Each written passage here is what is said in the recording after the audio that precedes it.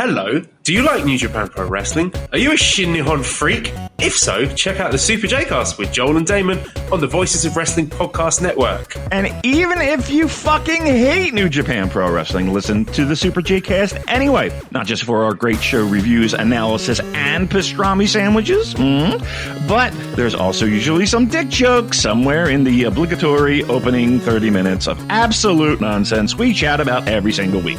That's the Super J-Cast for all the best talk about New Japan Pro Wrestling, crisps, and pornography. This podcast is a member of the Voices of Wrestling Podcasting Network. Visit voicesofwrestling.com to hear the rest of our great podcasts, as well as show reviews, columns, opinions, and updates across the world of wrestling.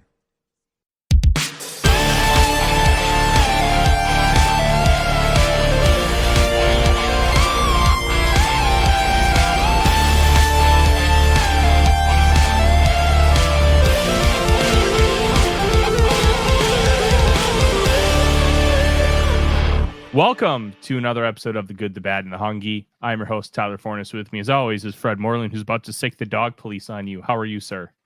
Doing well. Woof, woof, woof. How are things going with you? Good. Just it's been a shockingly busy week, and I am ready to talk about this show because it was one hell of a show, Fred. Before we dive into the kind of nitty gritty of it, overall thoughts on Forbidden Door. Good show. Not a great, I would say a great show in like the general, lineup of all time wrestling shows, but not like, it's not one of those AEW, one of the best 50 shows of all time or anything like that. It was solid. It was, had several very good matches. I personally did not end up with anything that I think will be in my match of the year discussion at the end of the year. There was one match heading that way that just did not get there because of, we'll get to it. But otherwise, I thought it was a really fun show. I liked it a lot. And and a very solid pre-show as well. So I am currently pulling up the events, and Forbidden Door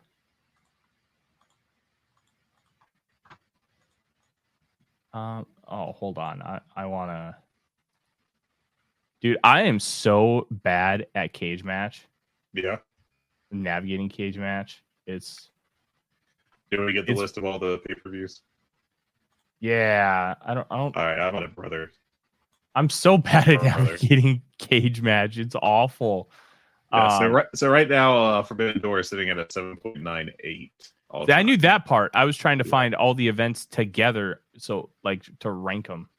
That is a very strong score, and also it is 20th all time for AEW,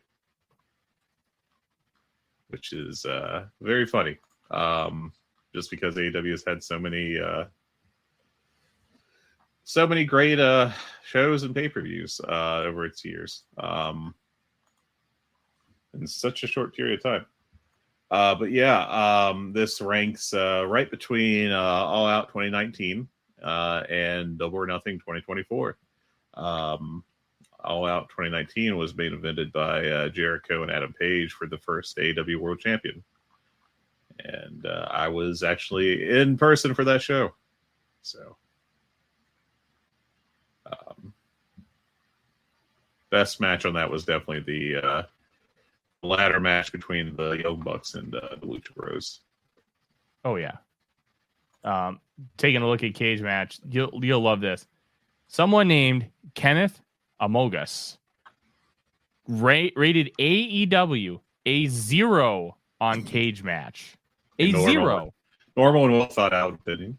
I'm sure. I'm gonna read this to you because it's okay. pretty crazy. Quote, this is based off current AEW as I feel it is only right to do off the current product. I was very, very excited for an alternative when AEW started up. And for the first few years, the product was brilliant. The thing AEW has always had in droves is spectacular in-ring action. AEW's in-ring product was one of the best in the world when it was done right. Outside the matches, the booking has never been great, but has taken a real turn for the worse over the last 2-ish years. The promise of sports-based presentation has become non-existent. AEW still has some good action week to week. Danielson Ospreay was a lot of people's favorite match of the first half of 2024, although I think it was a sloppy shop. The issue I have with AEW is Tony's managed to make guys like stars from other companies look ordinary with terrible booking, and the creative just can't make stars. Almost everyone who's a big star in AEW now was already made a man either on the indies or in other big promotions prior to joining AEW. Disappointed with where AEW is at now. Hopefully it strikes back. End quote. The paragraph, I agree with a chunk of it, actually. So close to being a good paragraph. So close. I mean, there's a couple of things that I think are wrong, but I mean, obviously as a paragraph itself, that's a pretty reasonable take. I think in general, a 0 is kind of ridiculous to write off of that, but, maybe guys up in his fields, I don't know. There's also cage match rating. Let's not take it too seriously here. But yeah, I can't say that guy's like out to lunch. I agree with some of that. I do think AEW creative's been pretty down the past couple of years. I think the high water mark was Adam Page, chasing and winning the title. And since then, I think the creative has largely not been nearly as strong. And I think a lot of the issues, if you listen back to our show last week, my take was that the build to Forbidden Door is what really let me down, not so much the actual card and not so much what I expected the matches to be. I think they have made some stars. I think Adam Page has been elevated very well, and that was not from outside the company. Willow Nightingale is a huge success for them. They obviously made Jade Cargill what she is, and then quickly hit the ceiling in Jade Cargill. And I think, would you say Cody Rhodes really became a top star in AEW, or would you say they did that on the Indies before? I'm kind of leaning AEW personally, but it's close. I kind of think of it this way. He baked the cake outside of AEW. He frosted it in AEW. I don't think you can necessarily have one without the other. Yeah. But it's not one or the other either. He finished the story per se in AEW as far as him being a star. Yeah. So when you kind of take a look at, and we've talked about AEW's development before, their biggest success, like true success, might be Willow or Anna. I think Jay. as far as Willow, definitely, as far as getting someone over from scratch. MJF kind of counts, I think, but also I don't know. It's not like he was a huge star on the Indies. He was a guy that was obviously rising on the Indies, but I don't think that he was a mega draw on the Indies or anything. The world of MLW never stops, Fred. Right, yeah. So that's kind of. I think MJF needs to be folded in there, but I think a lot of guys have either stagnated in AEW, or not. Well, I mean, more or less stagnated. Yeah, I mean, Lucha Bros are exactly where they were in 2019.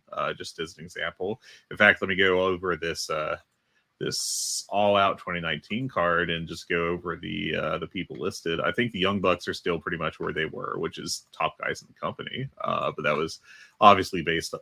They got there because of a work outside. Jack Perry has been elevated. I'm going to withhold judgment on him a little bit.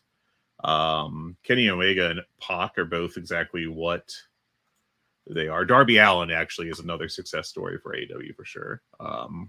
They've definitely done a very good job of getting him over. Riho and Hikaru Shida are exactly where they were back then, if not actually worse off, just because they sometimes just go into the ether and disappear for a while. I mean, Chris Jericho came in as a superstar and is still a star. I think AEW can be better classified as a finishing school rather than a developer of talent. Yeah. I mean, it's tough to, for them to develop talent when they're, they've signed a bunch of veterans. I do think that could be a issue going forward, that they've signed too many older guys, and they've that has kind of taken the oxygen out of the room for some of the younger guys. I think they very much you could argue that they're in that situation right now. So with Daniel Garcia as a good example, and Ricky Starks as another. So those are two situations that are going to be very interesting to watch moving forward, and hopefully they will not screw either of them up. But I don't know. I have worries about both guys in terms of where they are in AEW, and it feels like they, especially Ricky Starks, because he's a little older and he's had some more prominent and longer pushes.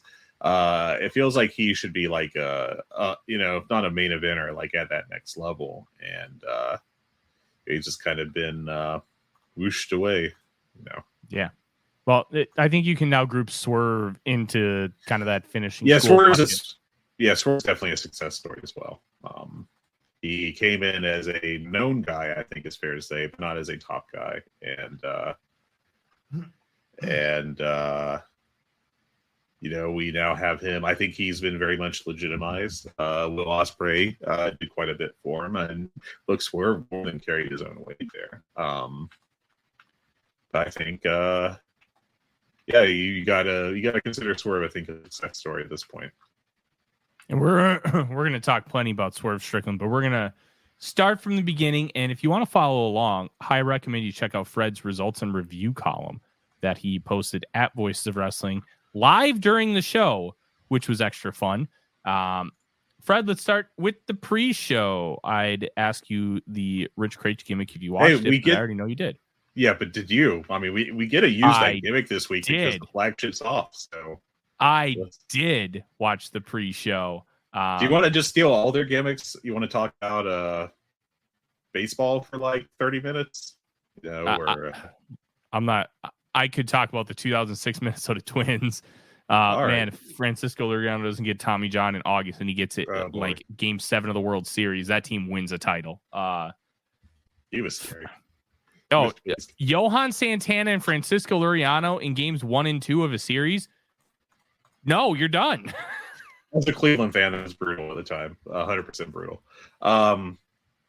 Seriously, so the pre-show I thought was very solid. What do you think about it overall?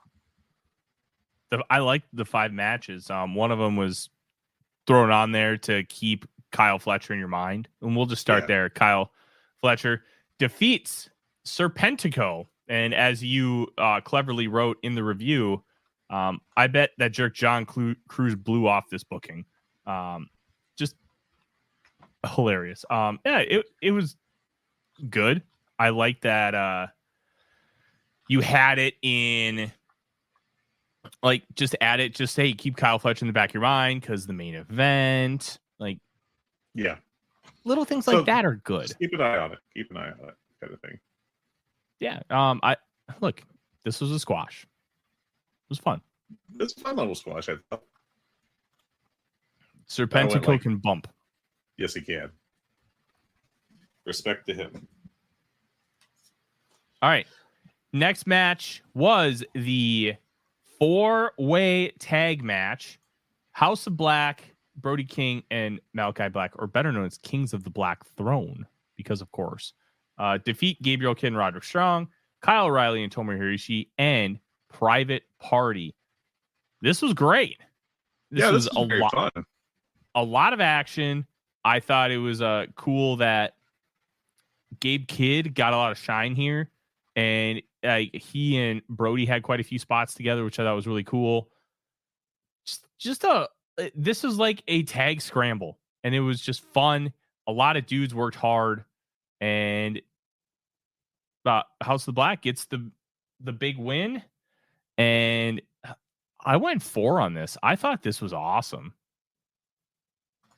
Yeah, this was a little better than I thought it would be because I it's always a question of just how much they're going to be able to do with the 4-quarter tag match. If it'd just be a little too much. What am I trying to say here? Nonsense, I guess. But this was a really fun, intense match. I liked it. I went 3 3/4 on it. Good effort from everyone.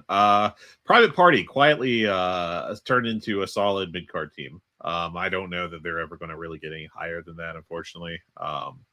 But boy, they're both very good at bumping, I think. Especially I think it's Zay is really the spectacular bumper of the two. But they're both great at selling and really underrated aspect of the game. But yeah, this was a fun little match and solid stuff. I thought really, really good stuff. Agree completely. Next up on the pre-show, Willow Nightingale and Tam Nakano defeat Chris Statler and Momo Watanabe. I liked this one a lot too. Willow, oh my God. Willow might have been the most over wrestler on this show.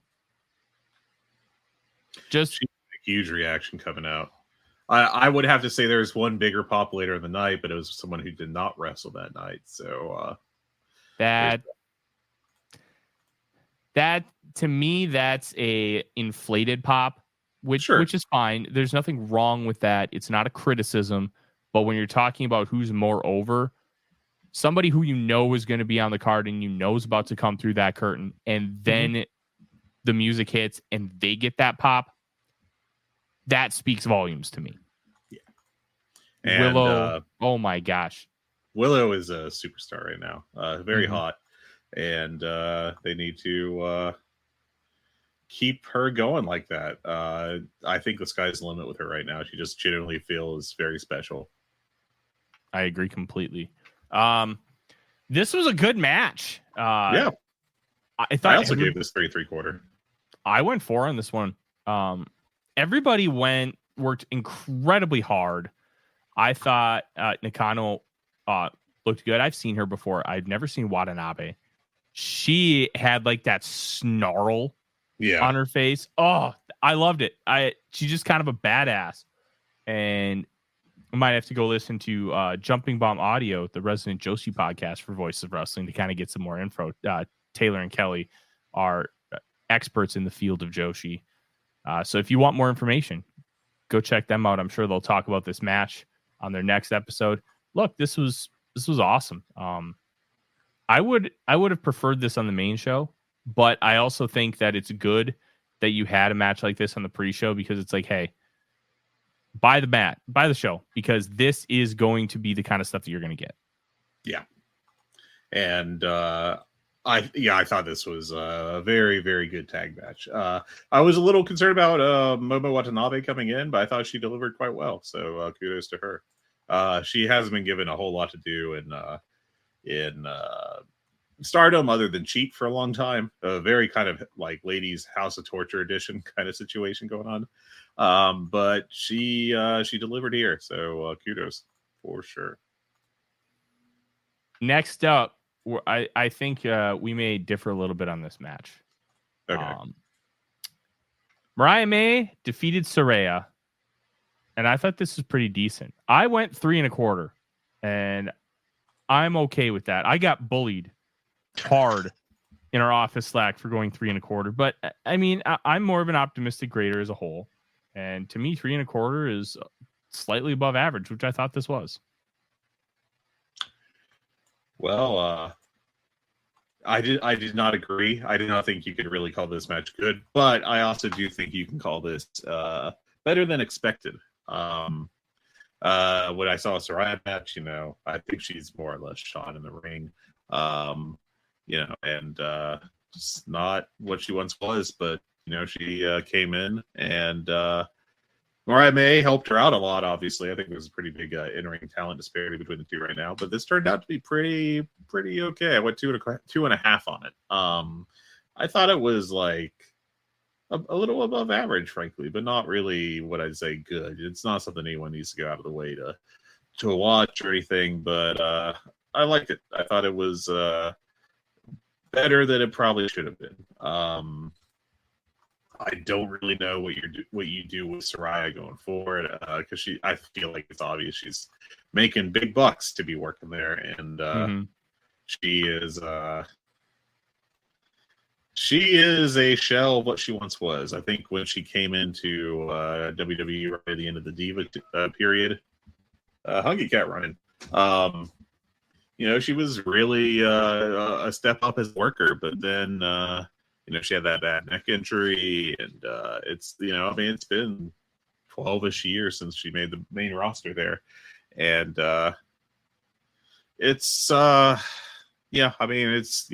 she tries, but that whole crew, with the exception of Mercedes, are all more or less done. I got a cat to corral. She's going to cause some chaos here in a second. Hold on.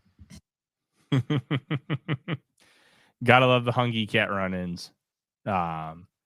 That's what makes this show a lot of fun. Yeah, I don't know. I'm with you that I think Saraya is a little bit washed, and I just think that it would be best for her to be done wrestling, I guess, because she just does not have it anymore. But I don't know. I thought this was good. I thought that, you know what, I'm just gonna be the high man on it, and I'll live with it. Yeah, I got one later that I think I may have ended up being the high man on without really trying. But we'll get to that when I get to that. All right. Now, the main event of the pre-show. This was the perfect pre-show main event to really drive home what the pay-per-view is going to be. Místico, Penta El Cero Miedo, and Rey Fénix defeat Los Ingobernables de Japón of Hiromu Takahashi, Titan, and Yota Tsuji. This was great. It was great. Oh, just a bunch of dudes. It felt like an impossible match just like a month ago, you know? Mm-hmm. Yeah. I will say it was a little odd, and John Carroll, who was on the show last week, host of the sometimes multiple times per year show Wrestling Omakase here on this network. What a schedule. What a great schedule. We need that schedule, Fred. It said it, and they were completely right. It's so weird when you have a LIJ tag and they come out under one person's music. Yes. That's just not a thing. That's not their Japan. Deal. Yeah. But I will say it was cool to get Hiromu's music. I think this is the first time he's wrestled on a Forbidden Door show. I think so. It should not have taken this long. I know he's not what he once was, you know, when he was literally, I think, maybe the most dynamic guy in the world before his neck injury. But he's still really damn good. And yeah. Yeah, this was great. Místico defeats, I think it was Titan with the La Mística.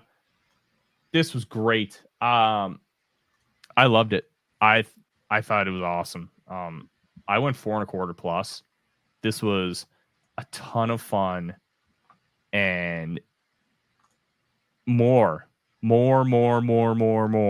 Yeah, they really, in general, I think AEW has very much fallen into the traditional American wrestling company trap of, well, if you wear a mask, you can't be a star. And they got a lot of great luchadors that really are underutilized. And, you know, this is a good example of that because, my God, Penta and, well, especially Phoenix and Teton and Phoenix had some a stretch there towards the end that was just amazing. Some of the best super kicks you'll ever see. Teton sold one like he died, like 100% dead. And that was really phenomenal. But yeah, I love this match. I thought it was a blast. I wish that it had like 5 more minutes and was featured more. Like I would have rather honestly had that on the pre-show, or not on the pre-show, sorry, as the opener of the pay-per-view proper. But we got for that match to be free is you got lucky. People got lucky. So very good advertisement. And now we jump into the main show, Fred. We start off for the second year in a row, MJF in the opener. MJF defeats Hechicero. Man, this was disappointing. I thought this could have been way better. And it just wasn't. I don't think that these two had a chemistry to really be able to take things to a different level. MJF, obviously the hometown guy in Long Island. He was wearing Islanders colors, which were incredibly obvious for anybody who's ever watched a New York Islanders hockey game. This was good, disappointing. I went 3.5. I really thought that these guys could have had a better match, and they just didn't, which sucks. Yeah, I hope for a little more from this too. I think I was overly kind with my 3.5. without sitting down to rewatch it though or anything. Can't really come to a conclusion on it right now. But it was not a bad match by any stretch, but it was, considering what I think of it, MJF and Hechisero's workers, I was hoping for more here. And it also felt like kind of an afterthought on the card. Now, I'm not expecting like a 25-minute, Hechicero at the exact same level as MJF match, but at the same time, even given what they were going for with the booking and time allotment and everything, I would have hoped for a little better match. But, sometimes it happens. I just don't know that these two guys click all that well. And I think that's why we got what we got, in terms of performance. Yeah, I really want to see Hechicero with more guys because he's kind of like just a mid-carder in Mexico. I'd like to see him more in AEW. Yeah. Like maybe do like a 3-month run where, hey, let's send like a Wheeler Yuta on excursion for 3 months to Mexico and just be like, hey, go work CMLL for 3 months. We'll take Hechicero and put a Hechicero in like a big program with somebody. Like, and he doesn't have to win, but just get some cool ass matches from him. And then you get somebody like Wheeler Yuta who could wrestle in arena in Mexico for 3 months. And then that's like a fair partnership. Yeah. Just awesome stuff. But we'll kind of see what this partnership looks like moving forward because it actually feels like a partnership, which rules. CML is incredibly hot right now, and they are doing some great things down in Mexico. High recommend you go check them out. They're available on YouTube. It's a subscription model, but they are readily available on YouTube, which rules. Next matchup, The Elite versus Scissor Ace, which I will give Matt Caster a lot of credit. What a phenomenal rap. Just saying bitch like 30 times to drive home that Okada, you suck. Stop saying bitch. I thought it was just a perfect touch. And working the match, I don't know, it felt like a 6-man tag on a Korakuen Hall show in the middle of June. Just in and out, nothing really special. I thought Anthony Bowens was the hardest worker of the match. Yeah. I think I gave this a gentleman's 3. Nothing wrong with it. Yeah. It just kind of existed. I think they mentioned it on the VOW Patreon's instant reaction, but Tanahashi, get some new pants, man. Yeah, and boy, figure out a new style because he keeps trying to work like the classic Tana style, and time waits for no man, and it is done waiting on Hiroshi Tanahashi. It is brutal, really.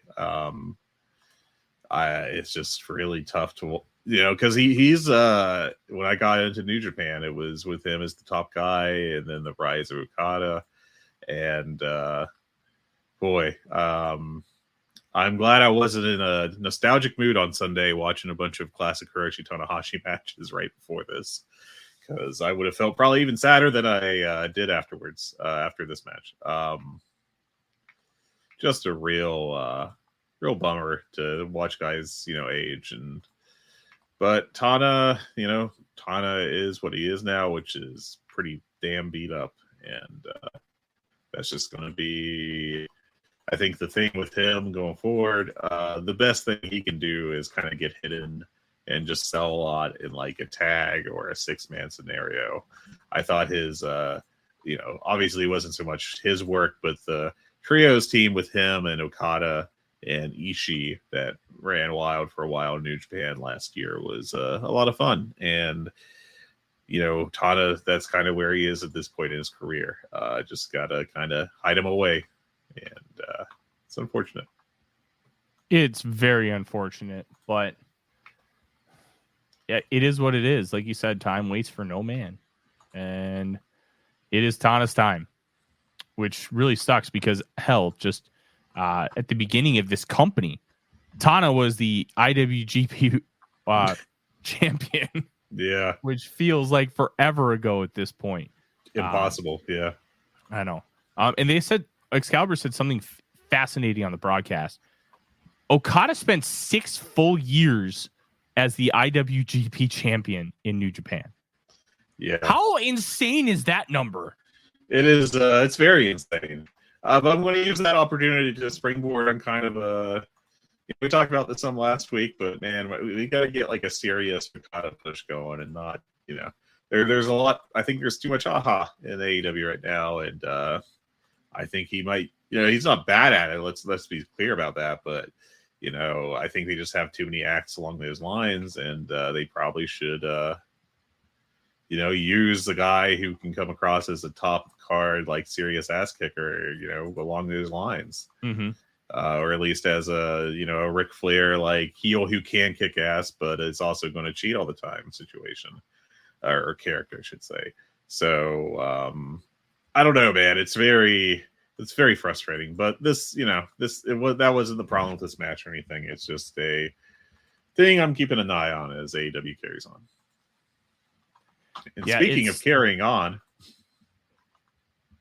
the smooth transition. Very good. Owen Hart Foundation men's tournament quarterfinal match. Bryan Danielson defeated Shingo Takagi. This match ruled, and it was probably the second best on the night, I think. Yeah, I loved it, like in retrospect, the Bryan Danielson "I'm hurt again" spot. But you know what I didn't like? Doc Samson continuing to come out for these spots. No, don't have Doc Samson come out every time. That part annoyed me because we knew Danielson was going back in, and they did the same trope, but he had a seizure last year at Forbidden Door when he faced Okada. And that's a whole different one. But you don't need Doc Samson to come out for these spots. That drove me bonkers, and it took a minute to kind of workshop how I felt about it and how it properly communicate, because I just immediately went to the Slack. I'm like, man, I hate this injury spot, and everybody's like, well, I love it. And then Chris Samsa, sportofprowrestling.com, said, yeah, it's because Doc Samson, and it's just dumb. And yeah, it's dumb. I hate it. But the injury stuff, it makes sense. It's fucking Bryan Danielson. Of course, the whole injury story makes complete sense to work with him. But man, that took me out of it for a minute, and then they got me back.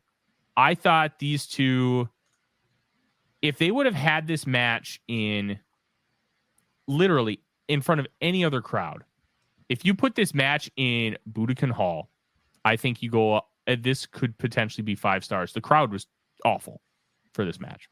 Oh yeah, they were. This was not a good crowd until the main event, which I think kind of points to maybe a changing of the demographic of AEW fans, which sucks. Away from the true sickos. And true sicko would not put Ultimo Guerrero in a mask, but I digress. Yeah, it's just unfortunate that the crowd did not get up more for this, because this really was a great match. It was worked really well, and I honestly believe even last year the crowd would have been going out of their mind seeing Shingo Takagi, having a great match, a great singles match. So this was a disappointment, It really as far as the crowd reaction, but the match was great. I went 4.5 on it. One of the better pay-per-view matches you're going to see in a little bit. And I thought it was just a blast. So, yeah. And you know what? Danielson wins, and then he faces Pac on Wednesday night Dynamite, which we are recording this Wednesday morning. That could be really, really good. I also think that it's the winner's in doubt, because you have Pac, who I normally wouldn't necessarily think he could win this match, but it's at Wembley. He's from the UK. I think that there's a layered element there too. And we're also going to find out who the wild card is, which Hangman versus Danielson, if it ends up being Hangman Page, sounds pretty damn good, Fred. Yeah, I'm pretty sure that Danielson's going to win. It doesn't feel like a big question mark to me, but I think that it would be a pleasant surprise to see Pac get the win, but I just don't get the feel that that's what's going to happen. I think it's a non-zero chance that Pac wins. Yeah. I don't necessarily think it's a guarantee or anything like that, but I think it's non-zero, and non-zero is good when it comes to professional wrestling. I will take that all day. Yeah. I agree with that. I do think that there's like it's probably single digits, but there's a chance that Pac could win, and that's preferable to 0. So 100%, man. 100%. My computer's being extra slow today, which sucks because this computer's like 4 months old. Oh, man. AEW Women's World. You what? Oh, you go ahead. Go ahead. AEW Women's World Championship. Toni Storm defeats Mina Shirakawa. I'm torn on this match. I hated all the camera cuts to Mariah May, but I will say the match was good. It was very good. Yeah. I thought this was great. I thought that they worked really well together. The triple kiss was way too porno for me. I get it. I get it, but just hug. You don't need to have a kiss. You just don't. And I did think that maybe you get a Mariah May turn here. But I was told, no, it's too early. And quite frankly, I think they're right. But I thought, you know what? Maybe you pull the trigger here. But overall, this was a really good match. I would love to see more Mina Shirakawa in AEW. I think that she connected really well with the American audience. Yeah, she did. And then eventually when Mariah does turn on Toni Storm, having Mina Shirakawa around would be great. I think it would add to that a lot. Obviously, her stardom commitments and all that are going to keep her away. But I thought that they really actually spent a lot of time in trying to get her over, more so than I could argue anyone else on the card. So I think that was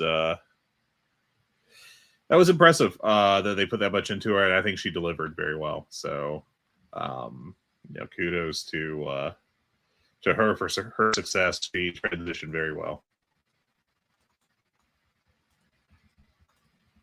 Yeah.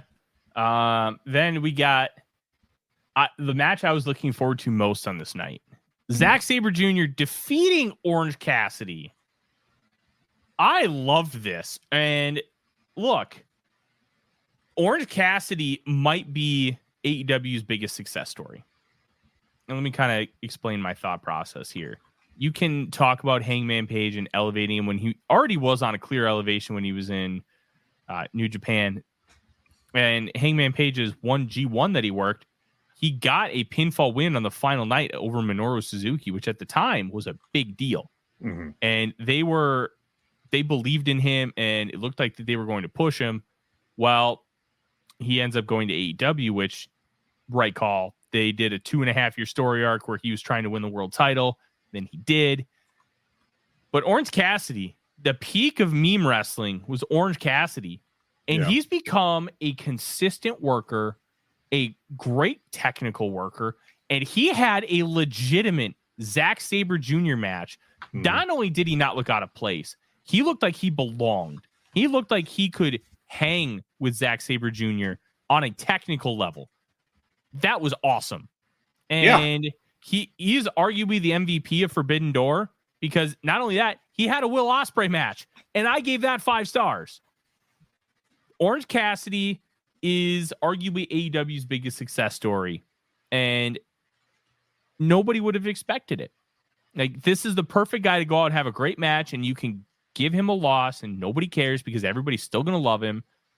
And I loved it. I gave this, I think, 4.5 plus. Just great stuff. I thought this was a blast of a match. I went 4.25 on it. Really great technical match. Frankly, they did what MJF and Hechicero couldn't, which is deliver a great technical match here. The crowd was into it pretty well. Again, not at what I would expect given past crowds, but for this crowd on their scale, like they were damn near starting to riot.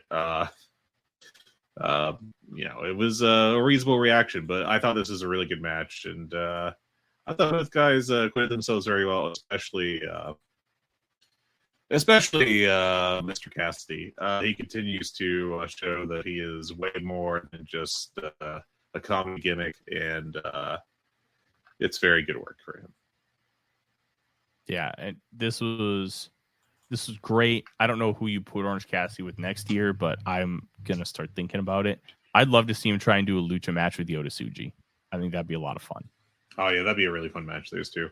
I think we're definitely in the Orange Cassidy is losing a lot and sad about it stage, and I think that'll be obviously a key thing for him to get through, but. Yeah, it's a great time for him. I think he's having a real good run. He really is. Speaking of good runs, this had a way better run than it deserved to. Hook, Katsuyori Shibata, and Samoa Joe defeat the Learning Tree and Jeff Cobb. Fred, this was really, really good. It was. The placement on the card was weird. We had talked about it. The whole world had talked about it. They delivered in a really big way. The Samoa Joe, Jeff Cobb spot, they had never hooked up in the ring together. I think that's a perfect match for the upcoming Wrestle Dynasty, which we'll talk about here in a little bit. This was awesome. Hook hitting Chris Jericho with his version of the Judas Effect, which looked like an MMA move because it was not super clean, not super crisp, but it was violent. It looked really good. It looked really good, but it's because it wasn't like super smooth. It looked like he was trying to actually like hit him with a back elbow, which is that's what you try to do in wrestling. I gave this 4. I thought this was a lot of fun. This was way better than it should have been. The Judas Effect, I think, gave it that extra quarter star to make it a notebook match. I loved this. I wouldn't go notebook on this, but I did think it was a very good match. I went 3.5 on it. Like right at the tail end of like, you should check this out if you have time, kind of rating for me. This over delivered. I mean, granted, the guys in the ring are pretty good. I think there's questions with Hook, and I think Chris Jericho's age has been showing consistently. But these are the guys you put in a trios match, and they had a very good match, and better than I would have expected coming in. I think Hook has some development issues he's got to work on, but I think he acquitted himself well here. Maybe the Judas Effect looking so good when he did it is a hint towards how he can have better looking offense. Because I do think a fair bit of his strikes, mainly the punches, look not very good. But he's got he has a certain level of charisma or a certain kind. He has been very over at points. I think they've kind of overexposed and used him at a point, but I thought this was really fun. So kudos to everyone for pulling this one off. Jeff Cobb and Samoa Joe are a fun combo in the ring. Big Bill continues to be quietly good, and Shibata, I think, really started this match. I thought he was the best worker, and I thought he was fun. Thought it was a fun match. Yeah, this was awesome. Like, I don't necessarily know how much I like the Learning Tree. It's inarguable that it's over. It is incredibly over. And I want to see what this ends up looking like long term, but I do think it could be really good. We'll find out. Next up, Jack Perry wins the TNT title in a ladder match over Dante Martin, El Phantasmo, Konosuke Takeshita, Leo Rush, and Mark Briscoe. Look, this was a lot of fun. This was a ladder match that I didn't necessarily want, but I thought that they worked incredibly hard. Mark Briscoe took a couple gnarly bumps. Leo Rush got thrown around in this match, and he looked great. Takeshita giving El Phantasmo the Blue Thunder Bomb, exploding 2 tables, might have been the best table spot I've ever seen. And Jack Perry gets the win. I thought this was the right finish. I'll go 3.5 on the ladder match. I had fun, but I'm just so over ladder matches. I don't think that they really did anything next level to kind of elevate this, but it was very good. Yeah, I thought this was actually a very fun ladder match. I think that there's a way to do them, which is a lot of big spots and also, some storyline in there. And I thought they did a pretty nice job balancing the two. Takeshita, I thought, worked very smart, did some subtle, smart stuff I thought was very cool, like just knocking over ladders when he was in the ring just to make sure no one else could win. Like, that's just actually good psychology in a match that can easily be psychology-free. The storyline with Dante Martin's leg was a nice little touch. Mark Briscoe is a maniac, just absolutely out of control, and took a bunch of big spots. In particular, I thought that more than Leo Rush, I thought Mark Briscoe was just bumping his head off, and very impressive stuff from him. But what else can you expect from Mark Briscoe? But yeah, I thought this was a lot of fun. Went 4.25 on it. I thought it was a highlight of the show. Yeah, I love this. And then I think it was after this match we got Wrestle Dynasty, or maybe that was after the Mercedes Moné match, but we'll talk about Wrestle Dynasty here. Look, it was awesome. You're going to get January 4th, Wrestle Kingdom at the Tokyo Dome, January 5th at the Tokyo Dome, Wrestle Dynasty, essentially the Japan version of Forbidden Door. I think this rules, man. I think we have a chance to see some interesting stuff. I'm fascinated to see how they book the IWGP Championship and what they do with it, considering, it's the main attraction for the January 4th show, which is a historical day for New Japan Pro Wrestling. But overall, I think it's going to be awesome. Yeah, I'm really excited for that show too, and it'll be really interesting to see what we end up with. So, yeah. Next up, NJPW Strong Women's and TBS Championship winner take all. Mercedes Moné defeats Stephanie Vaquer. Look, I thought Monet was fine in this match, but I thought Vaquer looked like a star. She did. She outshined her completely. And then, of course, you get the fuck the Celtics chance about like 2/3 of the way through the match, which was hilarious. How do you not know she's from Boston? I just thought the timing of it was fascinating. Yeah. But Vaquer was great. Just great. She was.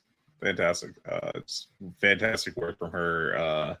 I think, honestly, out of anyone on the show, the person that did the most to benefit themselves is Stephanie Vaquer. She worked incredibly hard and had, I thought, really a great night. Yeah, she did. I would love to see her come in for a longer program. I don't think it's one of those situations where Tony Khan needs to re-sign her. I don't. This is where the partnership comes in, and you bring her in for, I don't know, a program, and then you send somebody down to Arena Mexico. I think that would work great, but she is so much better than most of the women on this roster. And instantly one of, at worst, the top 5 workers on that side. Yeah, and I'm not even saying that the women's roster is bad. No. Jesse Collins wrote a piece for Voice of Wrestling earlier this week talking about how AEW's fixed the women's division. I think he's spot on. I'll read you this, Fred, because I wrote a piece in September or August of 2020 talking about the women's division. And I specifically wrote that I thought the women's division was very well booked. Yeah. Because, I'll read this. Okay. This is the end of my piece. The AEW's women's roster needs time to grow in front of a national audience, on camera, in front of the crowd, and most importantly, in the ring. Waiting until more of the roster can get back, I used to the United States because of the Joshi involvement, but as a whole, because, pandemic, is a good thing because you don't want to create an inferior impression to the viewer. That's why I thought, some of the limited exposure that they got early was good. because you don't want to throw a bunch of people who aren't ready for television and who aren't very good yet to all of a sudden, hey, you need to do this. Oh, well, I'm not very good yet. I need time. And I finished it off like, well, things haven't been perfect over the year-long venture that is AEW Dynamite. There are signs all over that the women's division will be successful. As a wrestling fan base, we have to fight the urge to want instant gratification because this is a venture set up for long-term sustainability, not a short-term payday. And that women's division has paid off. It is good. And it's getting better because after the match, Fred, Dr. Britt Baker DMD's music hits while Monet is celebrating in the ring. She comes out, does the pyro, stares her down, and then walks to the back. I thought that was perfect. Just be like, no, you're coming into my company and you're going to act like this. No, this is my show. Yeah. And I thought it was great. Yeah, I did too. I thought it was a great reaction she got, frankly, from the crowd to get that huge pop. And I think it's going to be very interesting to see what they do moving forward. But, I think a feud between those two. Who would you have be the heel? Because I feel like it's a pretty obvious answer, but it's got to be Mercedes. She's got to go heel. This fan base does not love her like I think maybe Tony Khan might have thought. And I don't think you can bring her back as a heel from day one. I just don't.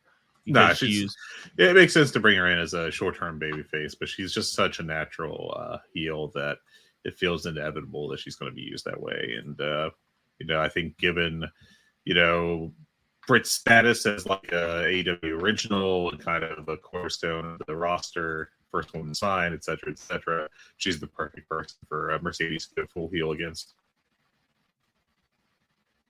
Yeah, this was awesome. I'm excited to see Britt Baker back in AEW. Tony Khan mentioned, I believe it was with Brian Alvarez and Dave Meltzer, that she was just cleared to return to the ring.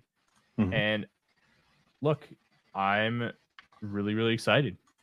This could be a great thing for the women's division. And we talked about it because the women's division doesn't just have title programs. They have undercard programs now too. Statlander and Willow Nightingale, Deonna Purrazzo and Thunder Rosa. Like Serena Deeb and Thunder Rosa. You're talking about 4 or 5 women's programs because now you have a roster that can support it because it's a quality enough roster for national television, not just to wrestle in general. And I think that's the key.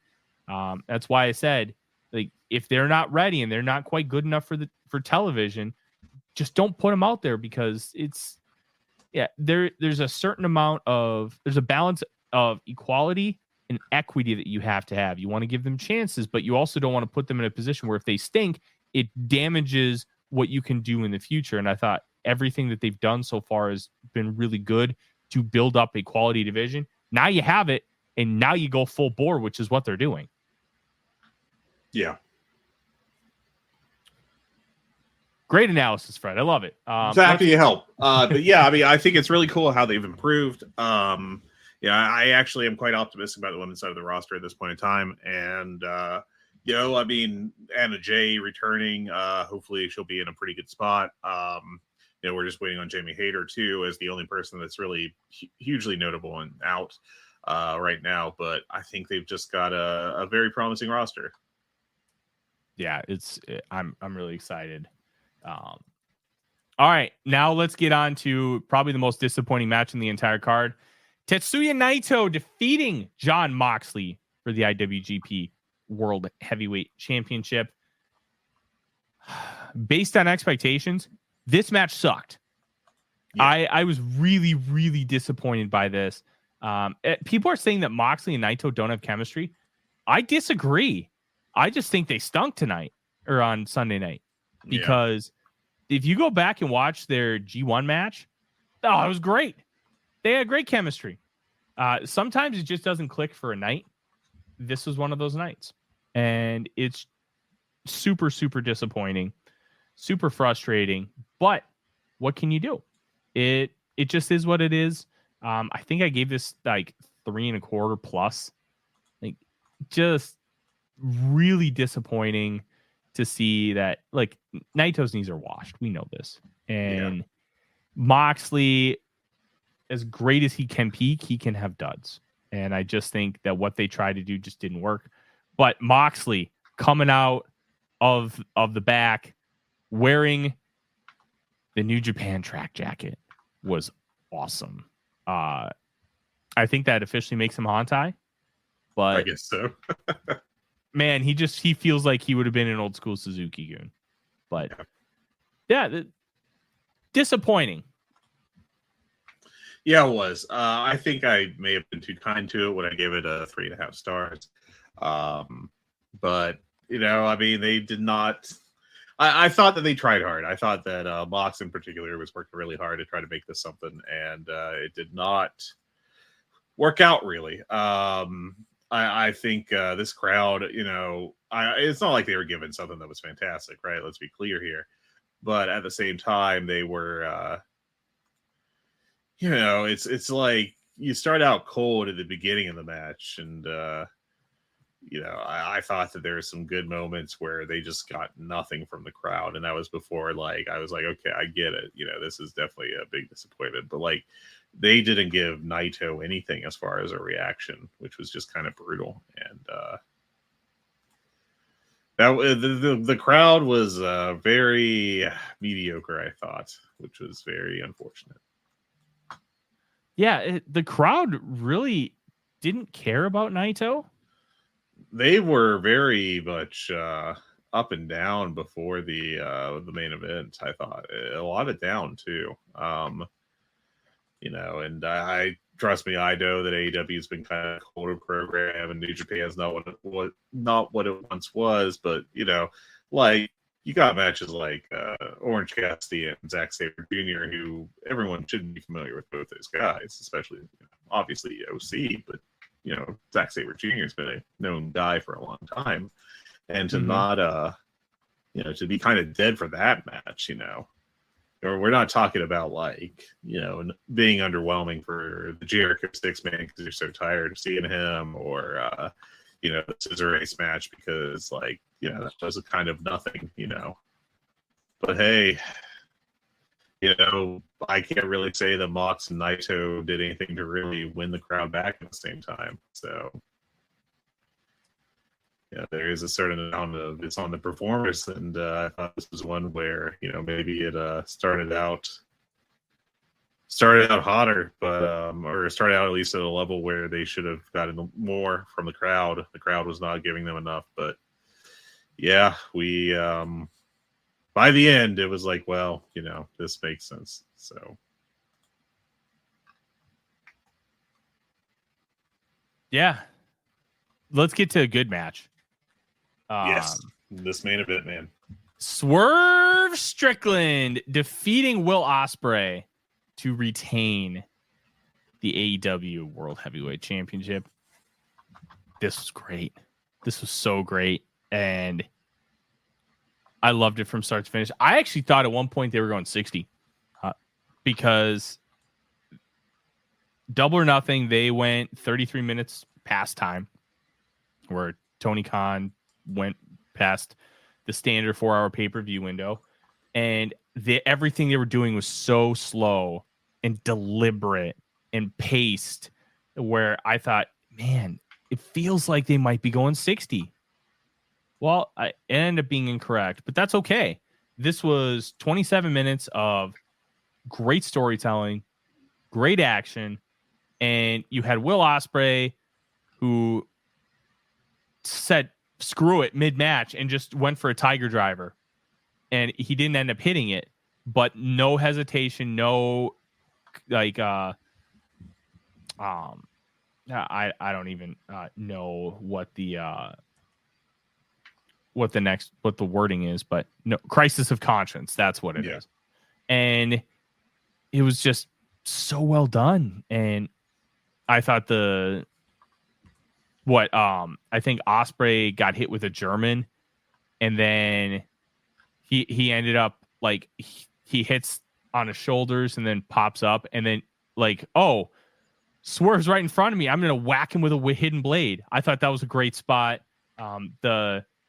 Where Ospreay's going for the Os Cutter and Swerve jumps up on the ropes ropes, and Ospreay's like, you know what? I think I could still hit him. So Swerve jumps up and stomps him down into the ground. It looked a little clunky, but I think that's the beauty of it, because it was two guys that knew each other so well, thinking on the fly and making it happen. I thought it was great. This was great. The Don Callis spot with the screwdriver, because that's how he helped Ospreay win the IWGP US title last year, was perfect. Ospreay's like, no. He almost uses it on Prince Nana, which I thought was borderline, but he then throws it away, and then they just get back to wrestling. It didn't really impact the match. It didn't even come close to impacting the finish. I almost went 5 on this. I went 4 3/4 plus. This was so good.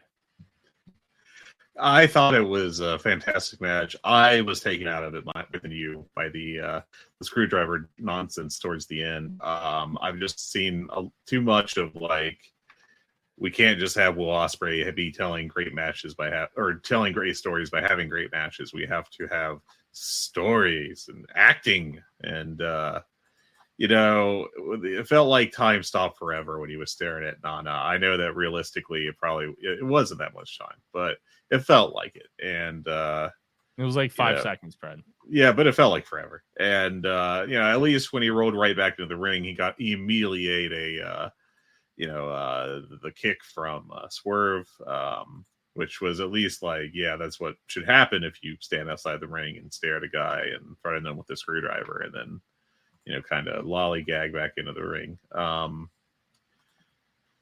But yeah, this was I thought a really strong match. I went 4.5 on it, and I thought, by the end of it, that it really did a lot to help legitimize for Strickland, because not only was it a great match, but it was a great match where Swerve he more than held his own. I thought that he showed himself to be on equal footing with Will on this night as a performer, and I thought it was very good. I thought it was very good for him, and I liked it a lot. I thought it was a great match. I'd love to see these two do it again. It feels like maybe they're setting that up for All In. We'll see. This won't be All In. You don't think so? No.